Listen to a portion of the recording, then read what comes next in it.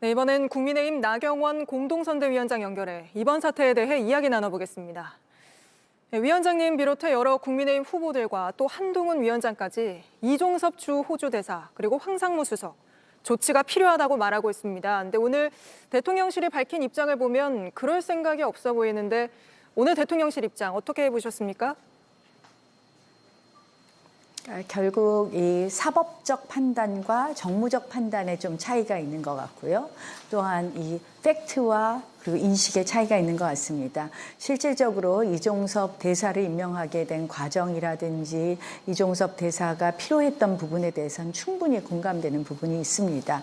또 사실 공수처가 그동안 전혀 소환 조사를 하고 있지 않았고 이미 고발된 지 상당 시간이 지났기 때문에 이렇게 출금 사실도 몰랐던 것이 맞는 것 같습니다.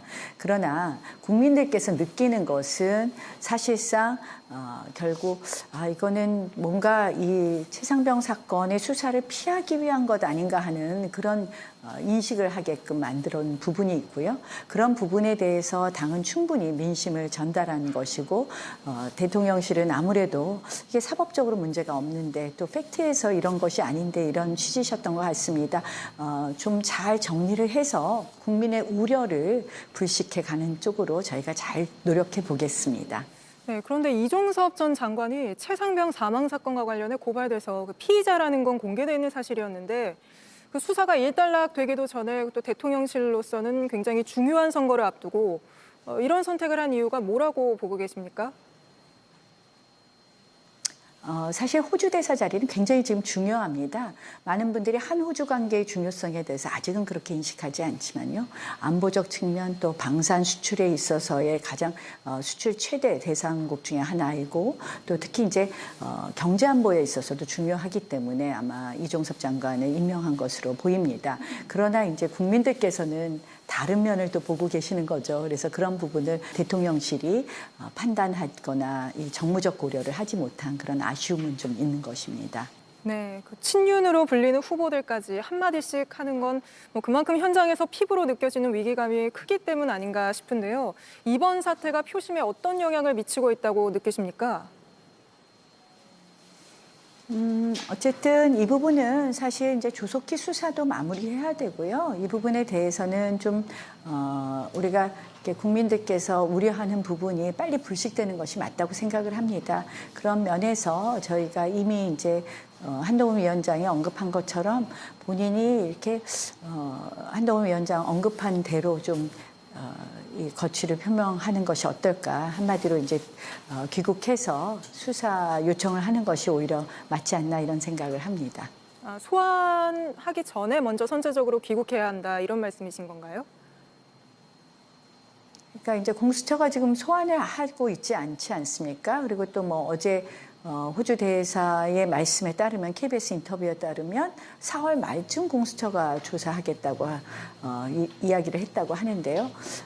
그런 부분에 대해서 물론 이제 절차상으로는 그것이 맞겠지만 국민들께서는 그 부분에 대해서 이해하지 못하고 계시기 때문에 먼저 조사를 준비하고 대기하는 것이 맞지 않나 이렇게 봅니다.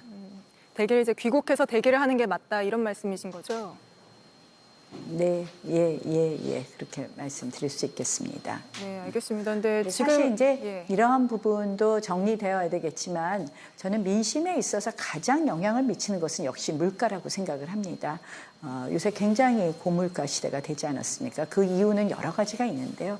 이런 물가를 좀 잡기 위해서 지금 이제 당적 협의체도 만들고 뭐 대통령께서도 오늘 입장을 발표하셨는데요. 이러한 사실은 뭐 다른 민심도 있겠지만 사실 이 경제에 대한 그리고 민생고에 대한 우리의 정책이나 노력이 더 필요하지 않나 이렇게 생각을 합니다.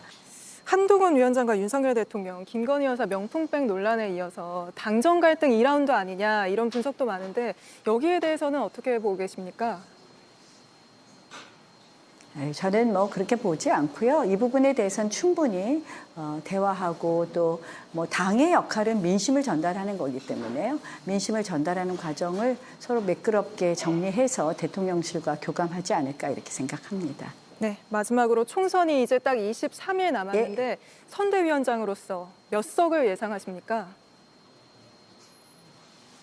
뭐 그런 그런 질문에는 저희가 답하는 게 맞지 않는 것 같습니다. 저희는 최선을 다하고 있고요. 사실은 이제 저희 당도 여러 가지 흠이 많고 저희도 노력해야 되겠지만 민주당도 최근에 보면 뭐 여러 가지 이 언론에 보면 여러 가지 구설도 있고 뭐 기본적인 자질이 안 된 후보에 대한 논란도 있고 그런 것 같습니다.